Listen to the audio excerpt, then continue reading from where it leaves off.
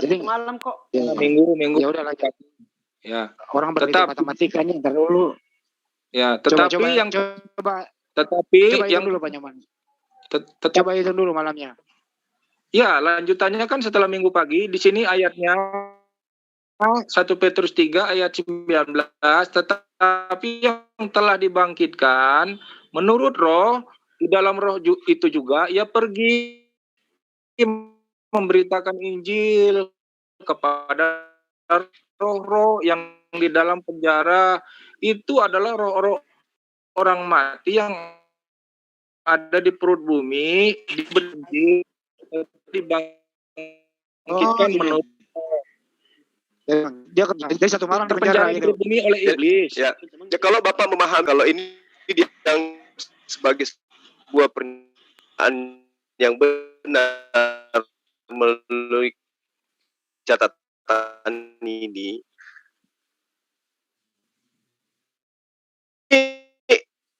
dibangkitkan menurut roh. Kalau rohnya Yesus itu jalan ke penjara-penjara yang lain. Karena yang bangkit itu hanya roh. Bangkit menurut roh. Artinya bangkit menurut roh artinya pada saat Yesus itu dikuburkan, rohnya bangkit menuju ke roh-roh yang sudah mati pada masa Nabi Nuh. Jasadnya masih terkapar kaku karena yang bangkit adalah roh. Nah, pada saat Minggu pagi Yesus bangkit, itu dia tidak ke roh-roh itu lagi karena dia jasadnya sudah bangkit, bukan lagi bangkit menurut roh tapi menurut jasad dan roh. Jadi malam Seninnya itu nggak ada, berarti dia cuma 2 malam, Pak, bukan 3 malam dia bangkit, dia di dalam kubur. Ya, tubuh kebangkitan itu bisa tembus tembok, bisa juga tembus ke perut bumi untuk memberitakan Injil kepada roh-roh yang di dalam penjara. Di dalam penjara itu artinya iya, itu kalau dia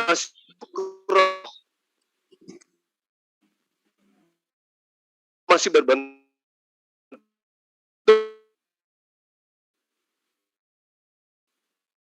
Tapi ketika dia sudah tanganku, lihat kakiku, rabalah aku, kata Yesus.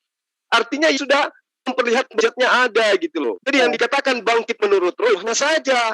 Tapi ketika dia hari Minggu pagi itu bangkit, kemudian dia hadir di depan murid-muridnya, apa yang terjadi? Murid-muridnya mengira melihat hantu. Karena menurut berita yang mereka dengar, Sang Yesus sudah dibunuh, sudah disalib. Ya, yang dipermasalahkan tiba-tiba kan tinggal di perut bumi. Iya, tinggal di perut bumi itu berarti pada saat dia di bumi, pada saat dia dikubur, disitulah dia ke roh-roh orang yang di penjara. Kalau saya mengikuti alur bicara Anda gitu loh. Ya anggaplah saya ikut alur Anda. Bahwa Yesus datang ke penjara-penjara. Itu terjadi pada malam Sabtu dan malam Minggu. Pada saat dia bangkit, Yesus tidak ke sana lagi. Tidak ada, dia hanya 1 hari menuju kepada roh-roh orang mati, itu tidak ada. Loh, di situ juga tidak diterangkan 2 hari atau 3 hari, tidak ada, Bang. Ada, itu cuma asumsi Anda aja. Bukan matinya yang 3 hari, yang matinya itu 2 hari 3 malam. Kan pada Minggu itu kan dia sudah menjadi tubuh kebangkitan. Tubuh itu tembus tembok, tembus juga ke dalam perut bumi. Kalau dia tembus tembok, tidak mungkin batu kuburannya bergeser. Batu kuburan bergeser. Kan dia sudah ada di luar. Nah itu dia makanya. Berarti yang Anda maksud kebangkitan roh itu adalah malam Sabtu dan malam Minggu. Bukan Yesus pengen keluar dibukakan batunya. Batu itu digeser supaya orang bisa masuk. Oh tidak, Maria datang, dia sudah menyaksikan batu ini sudah bergeser, berarti ada yang menggesernya. Iya. Siapa yang menggeser batu itu? Menurut Anda? Bukan berarti Yesus tidak bisa keluar, harus digeser. Geser itu supaya orang itu bisa melihat ke dalam. Supaya mereka tahu. Oh itu asumsi Anda. Itu asumsi Anda. Buktinya ketika Yesus datang kepada murid-muridnya, kenapa dia minta ikan goreng? Untuk apa? Ya, memangnya nggak bisa makan. Bukan, saya tanya untuk apa Yesus meminta ikan goreng kepada muridnya? Untuk membuktikan dirinya bukan hantu atau membuktikan dirinya manusia? Apa hubungannya dengan tinggal di perut bumi 3 hari 3 malam? Anda itu sudah mau Justru ini yang harus Anda pahami. Yesus itu tidak pernah bangkit dari kematian. Loh, ya silakan. Anda yang percaya seperti itu makanya sekarang tidak Kristen. Sekarang saya tanya kepada Anda, Yesus itu dikira hantu oleh muridnya, apa sebabnya? Ya memang mereka mengira seperti hantu kok. Alasannya? Ya kalau mereka mengira seperti hantu nggak ada masalah. Enggak, alasannya kenapa mereka mengira gurunya itu seperti hantu? Apa alasannya? Seram atau gimana ceritanya?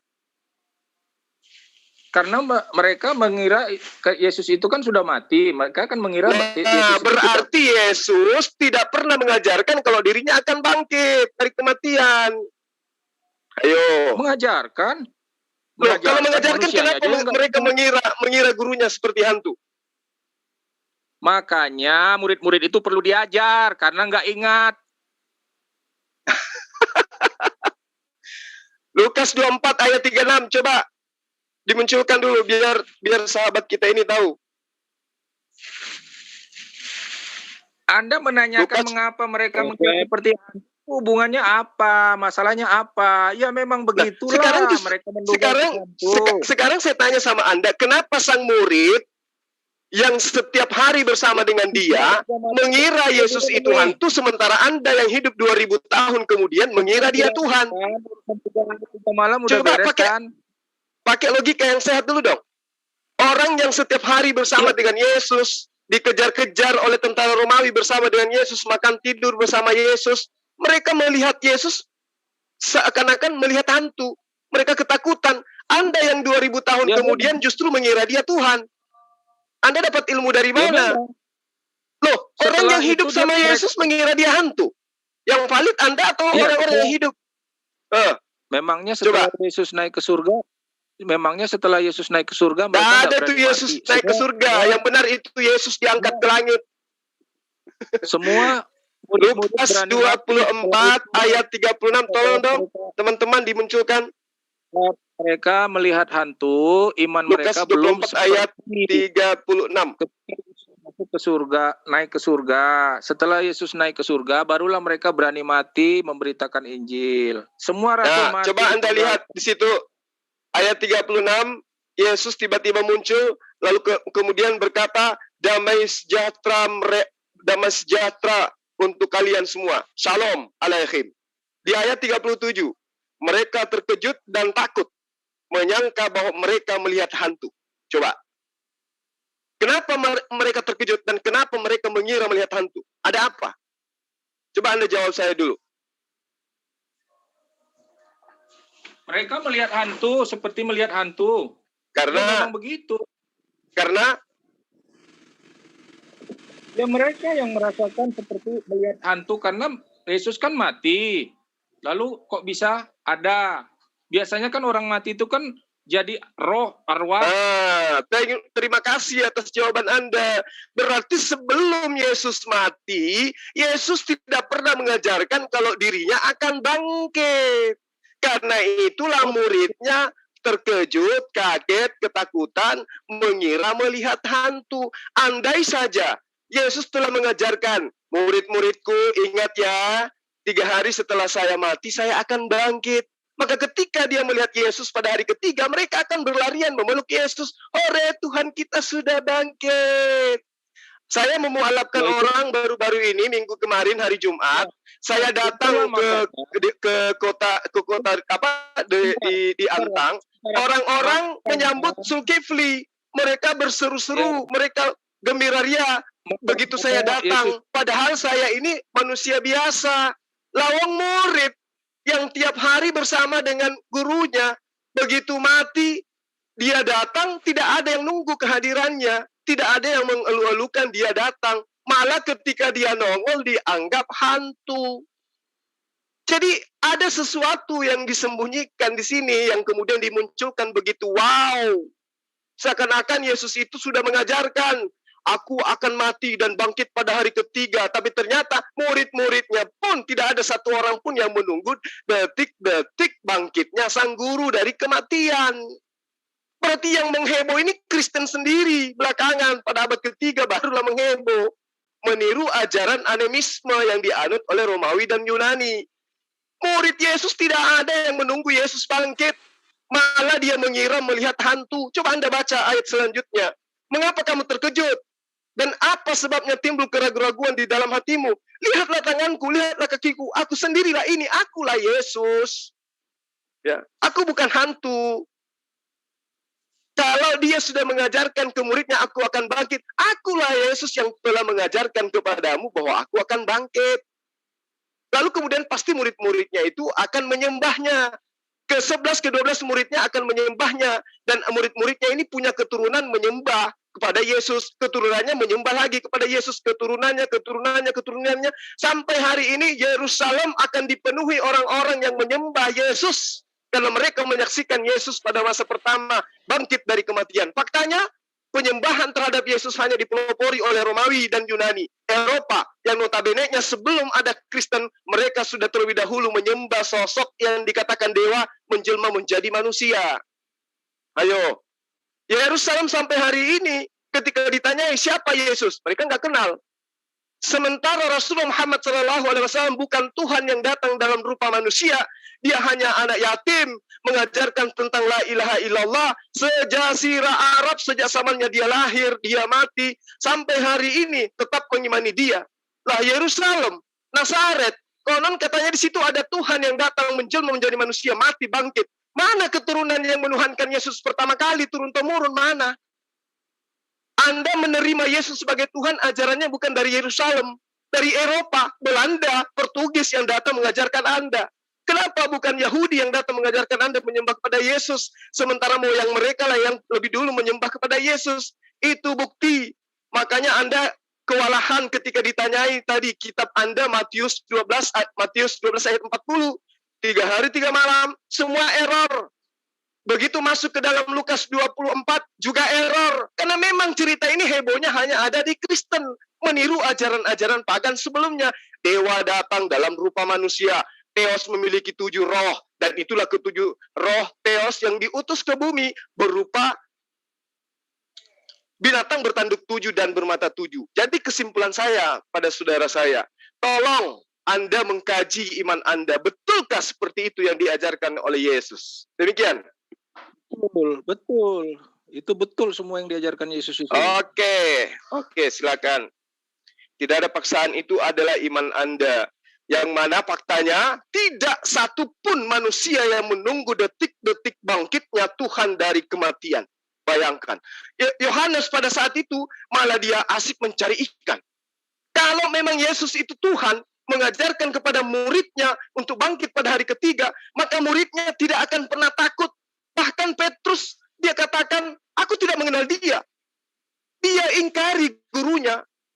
Kenapa? Karena dia tidak yakin bahwa Yesus itu adalah sosok yang sama seperti Musa, sosok yang sama seperti Daud, Salomo, yang bisa membawa Bani Israel bangkit kejayaannya. Tidak, mereka melihat, aduh, Yesus ini ternyata yang kita ikuti hanya begini aja kemampuannya. Makanya Yudas itu berkhianat. Karena Yudas yakin bahwa Yesus tidak seperti yang ditunggu-tunggu oleh orang Yerusalem. Apalagi mau bangkit menjadi Tuhan. Maka jangan heran kenapa Yerusalem sampai hari ini hanya menceritakan sosok yang direbus, ditinja di neraka. Mereka tidak ada sama sekali secara turun-temurun mengatakan Hasem pernah dilahirkan, kemudian bangkit menjadi Tuhan. Itu tidak ada itu cerita itu. Cerita itu adanya hanya di himne Plato, adanya di Romawi, adanya di Yunani sana, adanya di Vatikan. Kalau di Yerusalem itu tidak ditemukan cerita-cerita itu. Makanya sampai hari ini, kalau Anda menggunakan akal sehat, kenapa gelombang kekristenan tidak dipelopori oleh Yerusalem, tapi dipelopori oleh Roma? Itu yang perlu Anda pahami dengan baik. Silakan yang lain. Ya, murid-murid pada akhirnya kan memberitakan Injil, bukan di tengah-tengah. Kalau di tengah-tengah mereka memang kurang percaya karena belum kuat imannya. Tetapi pada akhirnya mereka secara jitu menginjili, bahkan mereka sampai dirajam, disiksa. itu kan pada akhirnya memang pertengahannya mereka masih ragu. Dan untuk apa mereka tidak menunggu? Karena mereka juga belum mengingat, belum percaya bahwa Yesus mati 3 hari. Lalu Yesus meyakinkan mereka, aku ini, aku yang seperti yang aku katakan, aku telah bangkit dan inilah aku. Murid-murid tidak langsung percaya pada saat Yesus bangkit, betul. Tapi pada akhirnya mereka kan brilian memberitakan Injil karena sudah percaya full. Iya, baik. Jadi saya tanggapi ya, Bang. Murid-muridnya memberitakan Injil. Kalau yang Anda maksud seperti apa yang ada di dalam agama Kristen, mengajarkan menyembah Yesus, itu tadi yang saya katakan. Maka mereka secara turun-temurun, ya, karena mereka ini adalah orang yang taat kepada kitab suci. Yerusalem, orang Yahudi itu adalah mereka orang yang taat kepada kitab suci. Mereka memelihara, ya, budaya lisan daripada kitab mereka. Mereka memelihara tekstual daripada kitab mereka menurut pengakuan mereka. Nah, kalau betul yang Anda katakan itu mereka sang murid-murid ini mengajarkan Injil seperti yang dilakukan oleh orang Kristen, maka itu yang saya katakan tadi, orang Yahudi lah yang akan mengajarkan kekristenan. Dialah yang akan yang mengajarkan bagaimana dunia ini menyembah kepada Yesus. Itu yang perlu Anda pahami dengan baik. Tapi fakta yang sebenarnya adalah sepeninggal Yesus, murid-murid ini mereka tetap beribadah di sinagog, tempat ibadahnya orang Yahudi. Dan berkembangnya jauh sampai ke Eropa, sampai di Roma. Pertumbuhan kaum pengikut Yesus di Roma berkembang pesat sejalan dengan agama-agama penyembah-penyembah dewa. Nah, ketika orang Romawi sadar bahwa ternyata pengikut-pengikut Yesus ini dibawa oleh Paulus tidak tidak sama dengan ajaran Yudaism, maka kemudian haknya sebagai Kristen, haknya sebagai satu sekte baru itu dicabut. Dicabut mereka. Sehingga yang tadinya dianggap sebagai pengikut Yudaism, itu mereka dihukum semua oleh Romawi. Makanya ada Paulus ini dipenggal oleh Kaisar Nero karena sudah ditemukan ternyata ajarannya tidak sama dengan Yudaism. Ajaran mereka berbeda. Makanya pada abad ketiga, Kaisar Diocletianus itu, Maximianus, itu mengeluarkan serangkaian aturan. Mereka mengangkat sebuah undang-undang mencabut hak umat Kristen dan meminta agar Kristen mengikuti praktek-praktek keagamaan Romawi tradisional. Makanya saya katakan kalau Anda ingin mencari titik kebenaran daripada ajaran Anda, itu dia. Pada abad ketiga, Kaisar Maximianus itu mengajarkan ajaran yang menyembah kepada dewa-dewa, praktek-praktek itu dicabut dari pengikut-pengikut Yesus, Arius, dan seterusnya untuk mengikuti praktek keagamaan Romawi. Makanya sekarang Anda melakukan Natal, ibadah hari Minggu, menyembah kepada manusia, menyembah kepada roh-roh. Itu dari mana? Bukan dari Yerusalem, tapi dari Romawi ajaran itu. Mempusi masuk ke dalam pengajaran Kristen, pengajaran Yesus, muncullah Kristen sebagai agama resmi kemudian oleh bangsa Romawi dan Yunani. Itu yang perlu Anda pahami. Makanya ketika Anda hadapkan kitabnya Bani Israel dengan ajaran Anda, itu tidak ada nyambungnya. Makanya saya katakan tadi siang, bahwa perjanjian baru, khususnya surat-surat Paulus, jemaat-jemaatnya daripada surat Paulus. Makanya ada Efesus, ada Galatia. Semua itu adalah surat-surat yang dikirim kemana? Ke jemaat Roma, ke jemaat yang ada di Efesus, yang ada di Telesokonia, dan seterusnya. Jadi jemaat-jemaat ini sudah ada lebih dulu, kemudian Paulus bikin surat.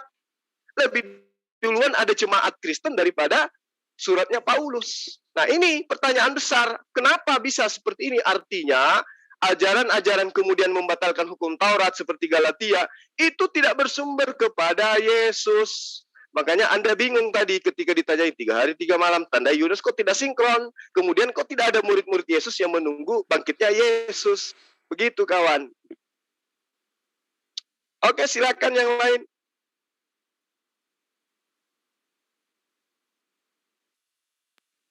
Lanjut Pak Nyoman, ada tanggapan Pak Nyoman?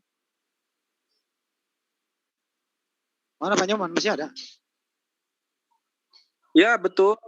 Tidak ada yang menunggu Yesus bangkit pada hari yang ketiga, tidak masalah. Memang Alkitab menulis seperti itu kok. Ya. Kemudian mereka melihat hantu juga, memang Alkitab menulis seperti itu, nggak masalah. Tetapi akhirnya murid-murid percaya pada akhirnya, tidak berhenti ketika melihat hantu. Iya, percaya. Sampai sekarang Anda percaya menurut Anda. Tapi yang Anda maksud percaya itu, percaya kepada konsep-konsep praktek ajaran Romawi tradisional. Proses Yaitu penyembahan terhadap dewa-dewa. Proses penyembahan terhadap roh-roh. Itu yang Anda maksud percaya.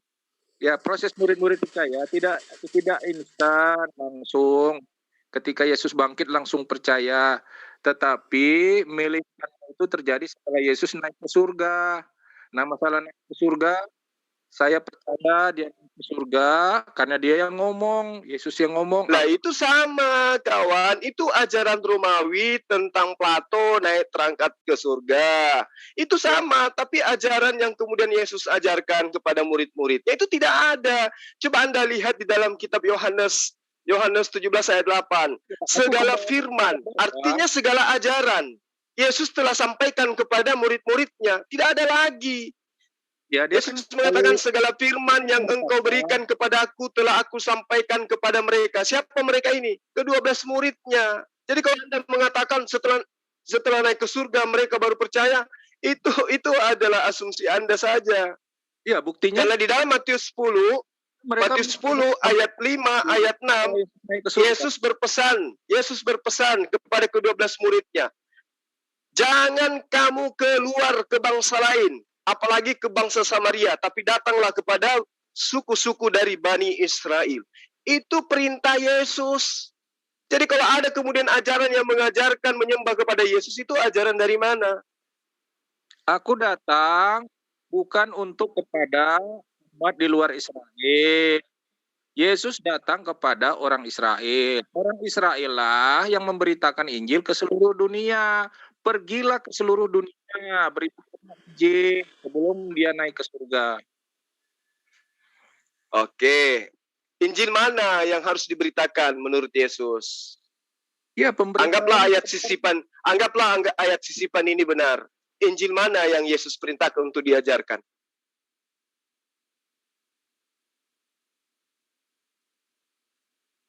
Ayo kawan. Injil Lukas kah? Injil Markus kah? Surah-surah Paulus kah? Kitab Wahyu kah? Atau yang mana yang Yesus perintahkan untuk diajarkan?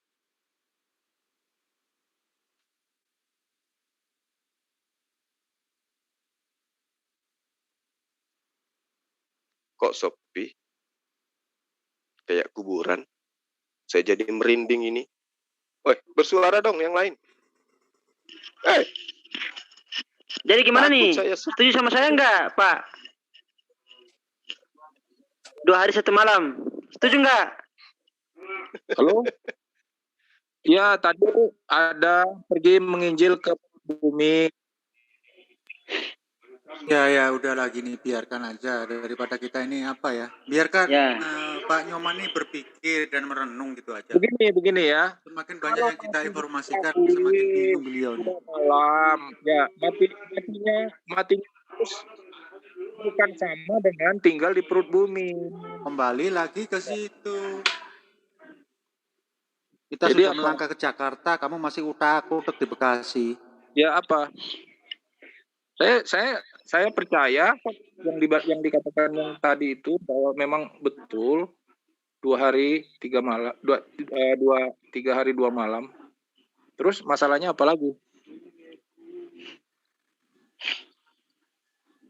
Masalahnya orang yang hidup 2000 tahun kemudian lebih percaya Yesus itu Tuhan daripada orang yang hidup sesama Yesus justru mengira Yesus itu hantu. Lebih hebat Anda berarti. Memang setelah melihat hantu itu ngapain nggak percaya? Kan mereka percaya, tetapi mereka tidak menggantikan hasil menjadi Yesus. Jangan berhenti pada saat melihat hantu dong. Selanjutnya apa? Iya. Ceritanya Selanjutnya Yesus makan ikan goreng itu mau membuktikan apa? Apakah mereka mau membuktikan dirinya bukan hantu atau dirinya Tuhan? setelah melihat hantu, apakah mereka tidak percaya? Begitu. Mereka percaya kepada Yesus, percaya sebagai utusan Tuhan. Bukan seperti Anda sekarang yang percaya Yesus sebagai Tuhan. Mereka kan menjadi murid Yesus, memberitakan Injil. Apa masalahnya? Pada saat melihat hantu, titik apa? Mereka memberitakan Injil, mereka memberitakan Injil sesuai dengan pesan Yesus. Jangan engkau keluar ke bangsa lain. Coba. Nggak ada dibilang jangan keluar ke bangsa lain. Pergilah ke seluruh Yohanes, bumi. Matius 10 ayat 5 ayat 6. Coba Anda baca Matius 10 ayat 5 sampai ayat 6. Ada yang bisa munculkan enggak dalilnya di sini supaya teman kita ini baca?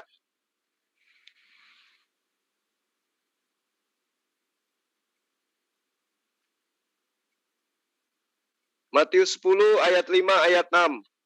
Lihat di screen, Nyoman.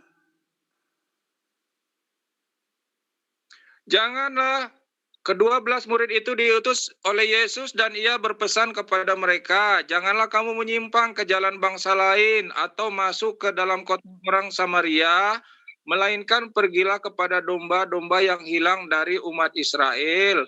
Pergilah dan beritakanlah, kerajaan surga sudah dekat. Sembuhkanlah orang sakit, bangkitkanlah orang mati, tahirkanlah orang kusta, usirlah setan-setan. Kamu telah mempercaya dengan cuma-cuma, karena itu beri pula dengan cuma-cuma. Itu dikatakan kepada murid Yesus. Sedangkan Rasul Paulus tidak ada di sini. Rasul Paulus belum ada di sini, belum bertobat. Iya, karena memang Paulus itu bukan muridnya. Dia hanya berpesan kepada ke-12 muridnya. Kepada ke-12 muridnya Yesus berpesan, jangan kamu ke bangsa lain. Paulus disuruh nggak ke seluruh di luar Israel? Disuruh nggak? Coba Anda tunjukkan di mana dalilnya Yesus menyuruh Paulus. Ada. Kapan dia bertemu? Kapan dia bertemu? Ada. Oke, silakan. Tunjukkan.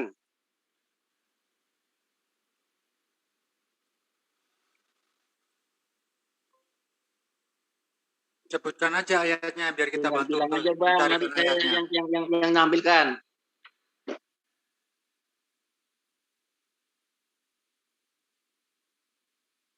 Mana tadi? Di mana Yesus bertemu Paulus, kemudian Yesus memerintahkan. Bentar. Kita tunggu, dicari.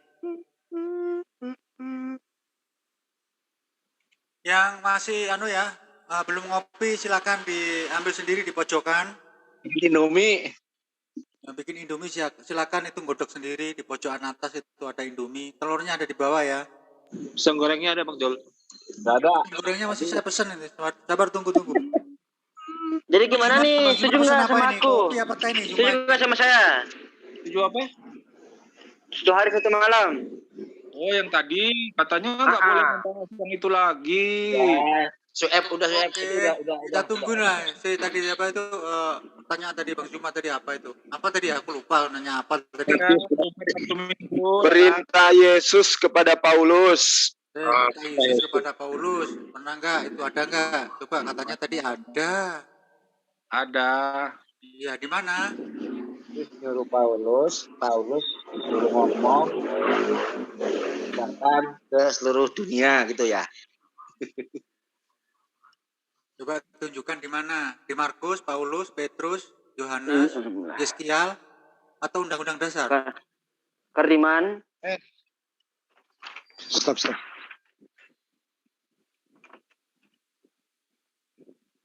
Coba Bang Handi di Kardiman pasal 28 ayat 19. Pak Nyoman belum capek ya Pak? Belum dapat. Pak Nyoman belum capek kan? Oh, udah sih. Tadi yang dijadikan mualaf itu dari Tritunggal bukan? Yang mana? Tadi katanya ada yang dimualafkan dari umat Tritunggal, Ya. dari Kristen Esa. Dia dari Kristen. Iya, Tritunggal apa bukan? Wallahu alam dia Tritunggal atau tidak. Yang ingin saya Memang Tritunggal kan orang yang goya dengan Allah, dengan versi Allah 3, memang mereka goya mencari Allah Esa atau Allah Tauhid, kan begitu. Saya punya Kalau Anda daftar, sendiri Allah Esa atau Allah Tauhid atau Allah gimana nih? sudah berlari dari Tritunggal, ketemunya Allah Esa, bukan Allah Tauhid. Kalau Allah Tauhid itu maksudnya gimana? Ya masuk ke agama Muslim. Ya. Yang ingin saya pesan yang ingin saya sampaikan di situ bukan mengenai mualafnya. Zulkifli ketika datang ke sana, dielu-elukan sama orang di sana. Siapa? Mereka begitu Zulkifli turun dari mobil, mereka langsung, Assalamualaikum Bang Zul, Alhamdulillah Anda datang juga, Alhamdulillah, kangen kami. Selama ini cuma melihat di YouTube, ternyata orangnya ganteng, masih muda, cakep, masih bisa nikah 4 kali gitu loh. Mereka senang. Lah yang Yesus bangkit dari kematian yang katanya Tuhan. Satu manusia pun dari Bani Israel tidak ada yang elu-elukan, malah dikira hantu.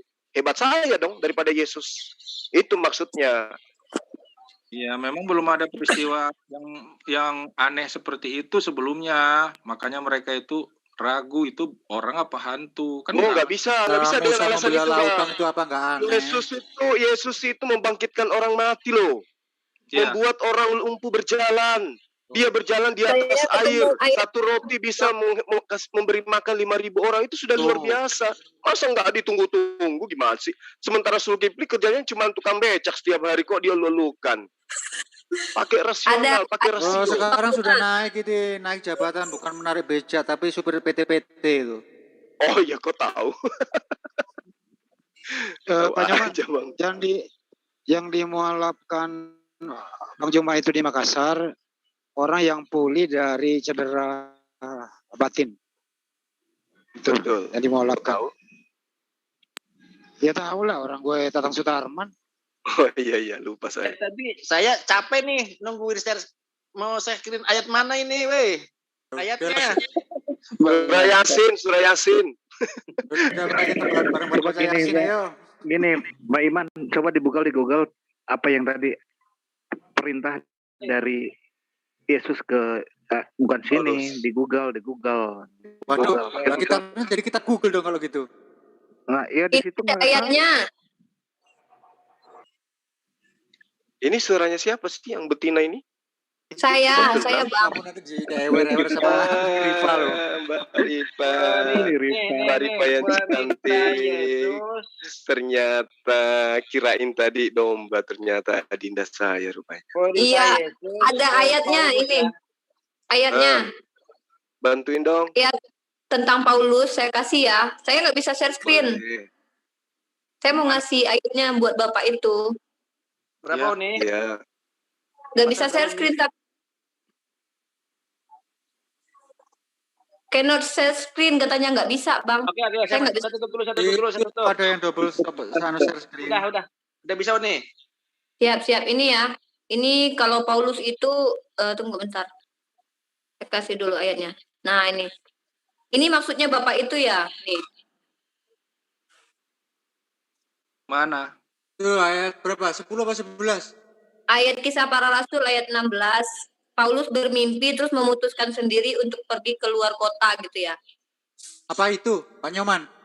Bukan. Bukan itu ya, kita buka aja lah, kita Google itu. Saya curiga yang rebah ke tanah lalu kemudian mendengar suara dari langit. Siapakah engkau Tuhan? Akulah Yesus yang kau aniaya. Saya curiga itu sih. Itu di Padang itu, Haji M. Damsik almarhum. Di Padang itu.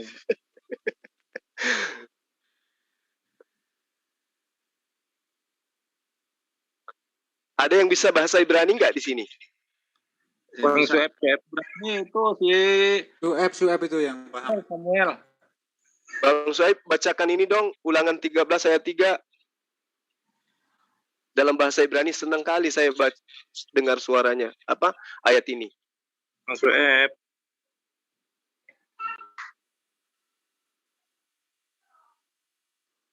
Susah kali Sueb ini kalau suruh ini jarak antara Ponorogo Surabaya, dia mau. Saya dulu ngerti banget bahasa Ibrani, kenapa sekarang jadi lupa ya?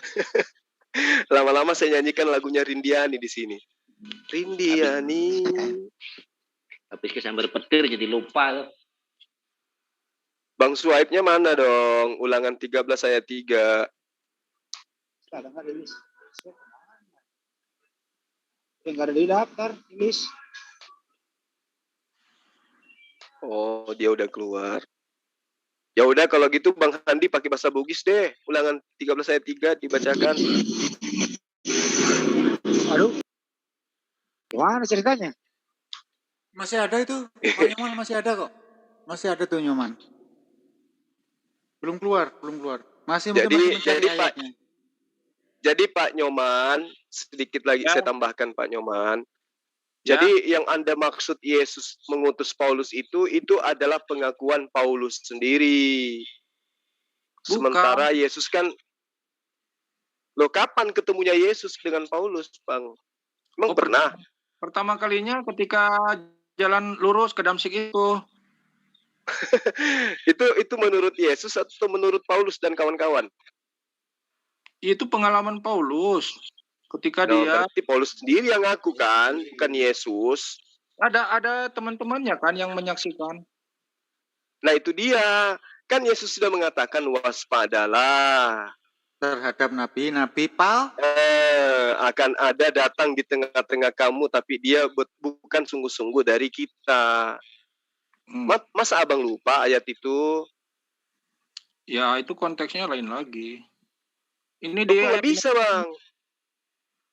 Ini di ayat 9 ayat 15 kisah 9 ayat 15. Share screen masih mana? Kisah 9 ayat 8 apa ya? Kisah para Rasul 9 ayat 15. Kisah Rasul 19 ayat sekian. Masih mana? Kisah para Rasul. Tolong ya.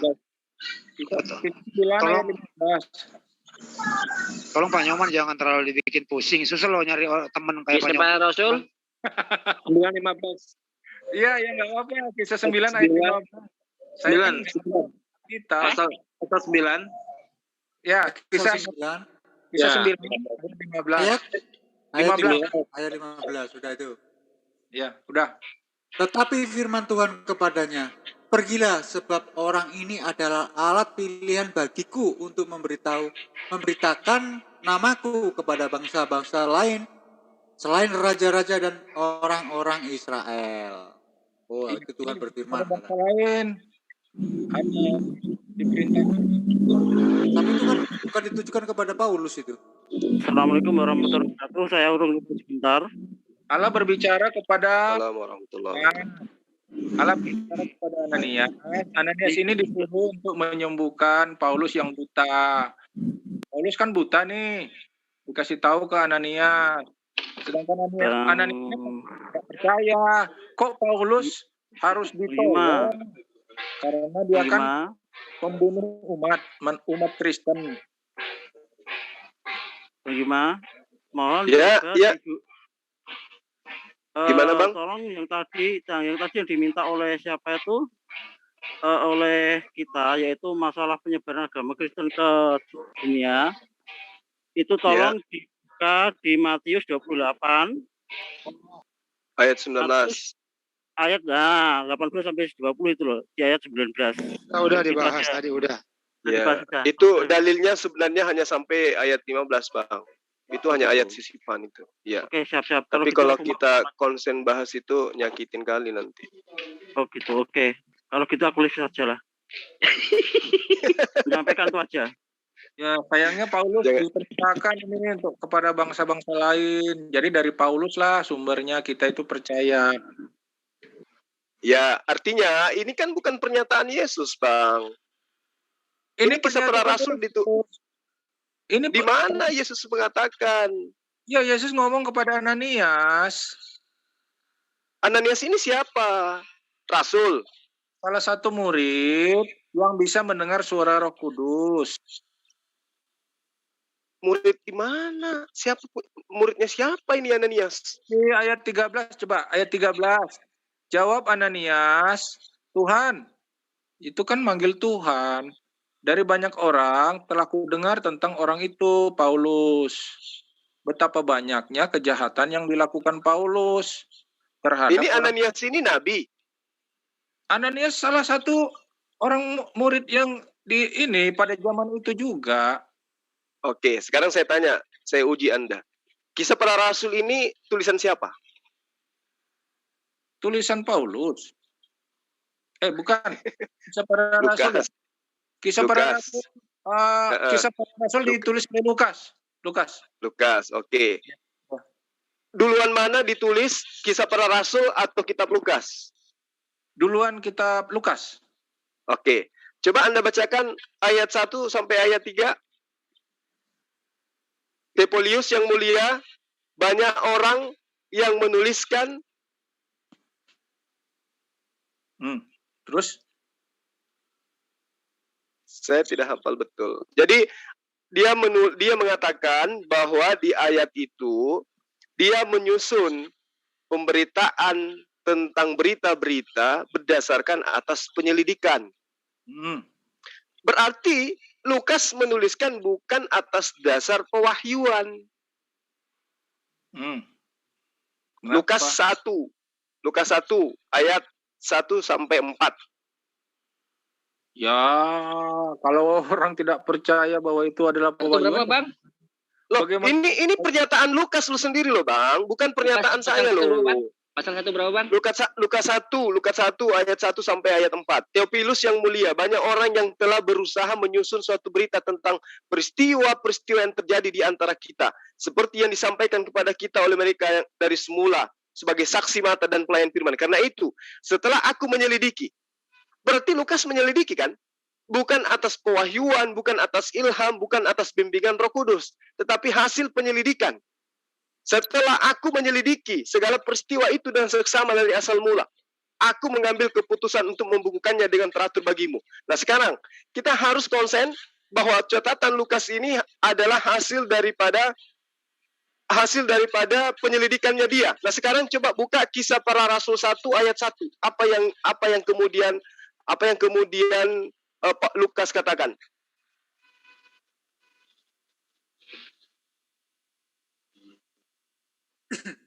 Hai Theophilus, dalam bukuku yang pertama, aku menulis tentang segala sesuatu yang dikerjakan dan diajarkan Yesus. Oke. Nah, di buku yang pertama yang dimaksud di sini ada Lukas. Buku pertama itu ditulis berdasarkan atas penyelidikan. Nah, Kisah Para Rasul ini juga lagi-lagi dituliskan untuk Tepolius.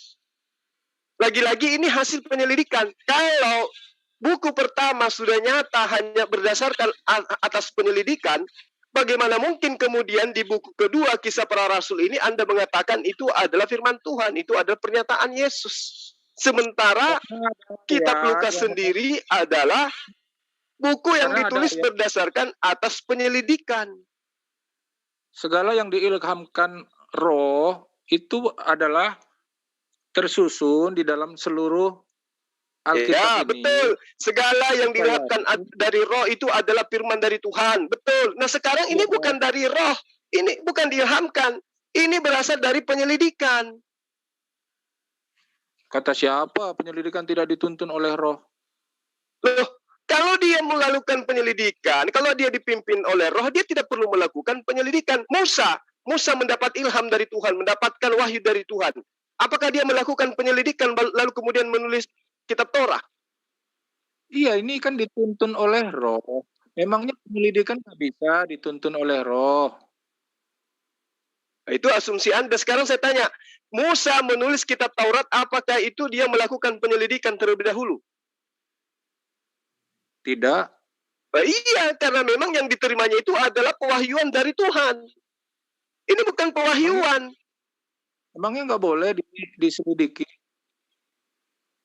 Lebih bagus bukan nggak boleh. Tapi yang Anda harus pahami, dengan jujur Anda harus akui bahwa Lukas dan juga Kisah Para Rasul itu adalah karya tulisnya Lukas sendiri yang dituliskan berdasarkan atas penyelidikan. Ya, tapi kan dituntun oleh Roh Kudus. Ya, kalau dituntun oleh Roh Kudus, ngapain Roh Kudus itu membiarkan orang ini melakukan penyelidikan? supaya lancar. Kan tidak semuanya orang menyelidiki itu lancar. Oh, berarti Roh Kudus Anda tidak seperti Roh Kudus yang diberitakan oleh Yesus. Karena Roh Kudus yang diberitakan oleh Yesus dalam Yohanes 16 ayat 7 sampai ayat 15 itu jelas. Dia tidak berkata-kata dari dirinya sendiri. Yang ngatur pekerjaan Roh Kudus. Pekerjaan Roh Kudus Dia itu akan mengajarkan segala sesuatunya tentang kebenaran. Itu loh, pekerjaan Roh Kudus loh. Menurut Yesus loh, bukan menurut saya. Bukan menurut Anda juga. Memberitakan wahyu aja. Nggak menuntun. Roh Kudus yang datang setelah Yesus terangkat ke surga, menurut Yesus, apa yang sudah terjadi, juga memberitahukan apa yang akan terjadi, juga menghibur, juga menuntun, juga mengarahkan. Iya, tunggu dulu. Oke, Roh Kudus menurut Yesus, bukan menurut Anda. Menurut Yesus, Roh Kudus itu akan mengajarkan segala sesuatunya tentang kebenaran. Kalau mengadakan penelitian boleh, tidak penelitian skripsi boleh tanpa Roh Kudus, boleh juga dengan Roh Kudus. Roh Kudus menurut Yesus, saya ulang ya, dialah yang akan mengajarkan segala sesuatunya tentang kebenaran. Berarti Roh Kudus ini tidak berkata-kata dari dirinya sendiri. Yohanes 16. Artinya, tidak perlu melakukan penyelidikan. Bukan Anda yang membatasi kuasa Roh Kudus. Kuasa fungsi Roh Kudus itu banyak loh. Menuntun juga ini bisa. perkataan Yesus, kawan. Coba Anda lihat yang ditampilkan di layar.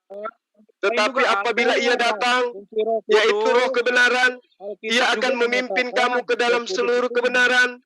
Sebab ia tidak berkata-kata dari dirinya sendiri, tetapi segala sesuatu yang didengarnya, itulah yang akan dia katakannya, dan ia akan memberitakan kepadamu hal-hal yang akan datang. Kok Lukas malah melakukan penyelidikan? Kalau dia dibimbing oleh Roh Kudus, si Lukas ini tidak perlu melakukan penyelidikan. Roh Kudus itu seperti tidak Anda pikirkan. Pekerjaan ini Roh Kudus perkataan Yesus. Ini perkataan Yesus, kawan. Yohanes 16 ayat 13. Ayat lain, Roh Kudus juga menghibur, menuntun, mengarahkan. Coba Anda baca deh. Anda yang baca, jangan saya. Yohanes 16 ayat 13. Ayat-ayatnya yang mengatakan Roh Kudus itu selain memberikan ilham juga menuntun, mengarahkan. Iya, itu versi Anda. Tapi versi Yesus sangat jelas. Masih banyak. Dengar dulu. Di ayat ke-12-nya. Masih banyak yang ingin aku ajarkan kepadamu. Tetapi kamu belum sanggup untuk menanggungnya. Itu kan juga berfungsi menghibur, menuntun, mengarahkan. Semua ayat itu harus dibaca. Lah ini perkataan Yesus loh. Memang perkataan Yesus cuma satu. Perkataan Yesus itu seluruh Alkitab loh. Dari Kejadian sampai Wahyu. Itu menurut Anda. Itu menurut Anda. Sementara Lukas sendiri melakukan penyelidikan. Saya tidak tahu Alkitab. Nanya ke saya itu Alkitab. Gimana?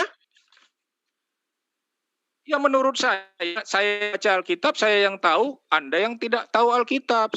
Nanya salah. Bukan berarti Anda Kristen, Anda lebih tahu dari saya. Bukan, karena Anda mengetahui kitab Anda berdasarkan iman, saya ilmu. Itu bedanya. Anda cuma mengimani, saya pakai ilmu. Anda hanya punya ilmu, tidak punya Roh Kudus, makanya suka salah. Nah sekarang saya tanya, coba saya tanya kepada Anda. Anda punya Roh Kudus? Betul, Anda punya Roh Kudus? Ya. Oke, sekarang saya tanya, saya pakai baju apa? Tanya Roh Kudusnya coba. Ngapain Anda mencobai Roh Kudus? Bisa mati loh Anda. Saya nggak mencobai Roh Kudus, saya mencobai Anda. Oke? Iya, itu namanya. Enggak, saya tanya, Anda punya Roh Kudus, katanya. Saya tidak. Sekarang saya tanya, saya sekarang menggunakan pakaian apa, warna apa? Saya tidak tahu Roh Kudus. Tanya Roh Kudus, ya tanya Roh Kudusnya. Katanya kamu punya Roh Kudus. Ngapain saya? Untuk apa saya mencobai Roh Kudus nanya baju Anda? Itulah hebatnya orang Kristen. Ketika Anda menjadi Kristen, Anda justru bermusuhan dengan kitab Anda. Kami orang Islam ini justru yang lebih memahami kitab Anda daripada Anda sendiri. Alasan Anda kemudian, saya punya Roh Kudus. Giliran saya tanya, coba tanya Roh Kudusmu, saya sekarang pakai baju apa? Oh, saya tidak mau mencobai Roh Kudus. Itu alasan kepepet Anda.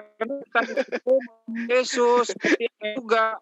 Karena itu kan kerasukan setan. Setan berkata, jatuhkanlah dirimu Yesus. Berani. Coba Bang Jol nanya ke saya, abang pakai baju apa? Saya tahu jawab. Roh Kudus saya akan menjawab. Coba. Oke, saya pakai baju apa? Pink. Saya pakai baju laki-laki. Roh Kudus saya lebih hebat. Iya. Gak mungkin saya pakai baju daster.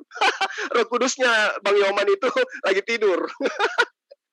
Aduh. Oke Bang Yoman, salam kenal dari saya, Zulkifli Abbas. Nanti lain kali kita diskusi lagi ya. Mohon maaf kalau ada kata-kata saya yang kurang berkenan. Tidak usah mencobai Roh Kudus untuk hal-hal tebak-tebak seperti ini. Yesus nggak bisa Bang, nggak bisa. Yesus mengatakan dia yang akan membimbing kamu ke dalam seluruh kebenaran. Ya, untuk menyelidiki Alkitab, Lukas dituntun oleh Roh Kudus. Tapi untuk menanyakan baju Anda daster atau pink, itu nggak ada. Itu mencobai Tuhan. Mencobai Tuhan ada-ada aja. Emang lu Tuhan? Situ Tuhan. Apa? Coba apa gunanya saya nanyain? Anda nanyain saya baju apa? Loh, yang saya mau tahu itu Anda kan mengaku punya Roh Kudus. Itu tanyain Roh Kudus. Orang sakit, orang lumpuh bisa bangkit. Anda ini muridnya Luka Tambunan, penghayal. Anda punya Roh Kudus katanya ditanyai. Bang, kalau Anda punya Roh Kudus, Bang Yoman, kalau Anda punya Roh Kudus, Bang Yoman tidak perlu sekolah. Nggak perlu Anda sekolah.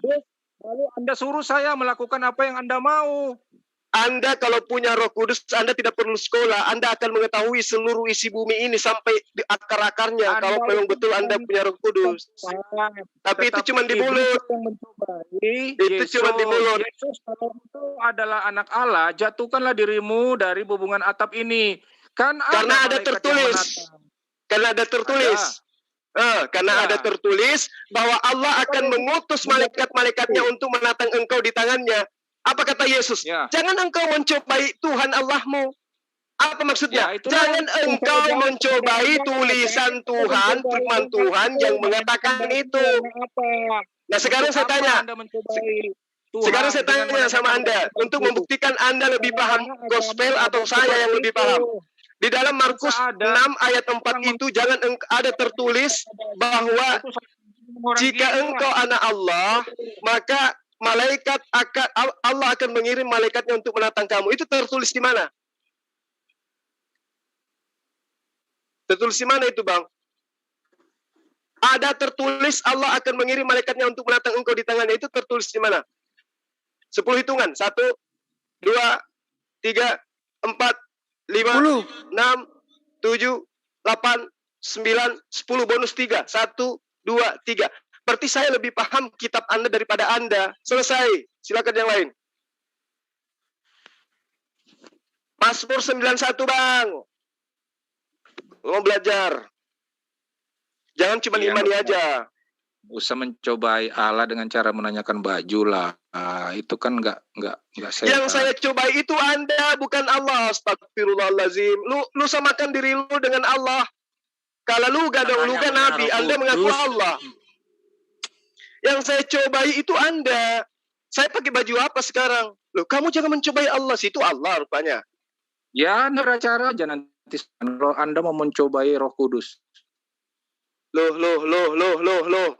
Yang saya tanya, Anda punya Roh Kudus. Hebat mana pengetahuan Anda dengan saya tentang gospel, tentang Bible. Anda mengatakan hebat Anda karena Anda punya Roh Kudus. Saya uji Anda. Benarkah Anda punya Roh Kudus? Ternyata Anda tidak punya Roh Kudus. Loh, Anda kan mencobai. Saya bilang saya tidak mau dicobai. Saya tidak mau menjatuhkan diri dari hubungan atap. Saya juga tidak mau menjawab warna baju Anda. Memang situ Yesus itu kan Anda menyetarakan Anda dengan Yesus diri Anda. Saya tidak mau menjatuhkan diri saya dari atap. Lu Yesus. Itu nanti walaupun Anda suruh minum racun maut, Walaupun ditulis dalam Alkitab, jawaban saya sama. Jangan mencobai Roh Kudus. Itu alasan orang kepepet itu. Padahal Yesus mengatakan, tanda-tanda itu akan menyertai orang yang percaya. Ngerti enggak? Kalau Anda percaya Yesus bangkit dari kematian, Anda akan disertai tanda-tanda itu. Tapi ternyata tanda-tanda itu tidak ada pada diri Anda. Berarti Anda tidak masuk dalam kategori orang percaya. Supaya Anda bisa lolos dari tes itu, Anda mengatakan, jangan kau mencobai Tuhan Allah. Emang situ Allah yang mau dicobai? Udahlah Bang, belajar dulu lah. Oke teman-teman, silakan dilanjut.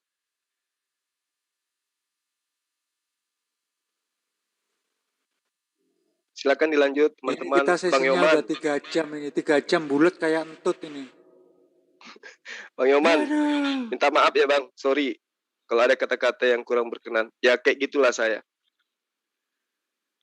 Tapi nanti ya Mas Juma, volumenya jangan digaspol remblong, agak direm dikit-dikit. Baik. Kasian, ini karena belum makan malam Bang. Kasihan ini, kasihan. Saya kasihan betul. Karena belum makan malam, Rindiani. Ini belum makan aja udah kenceng apalagi sudah makan.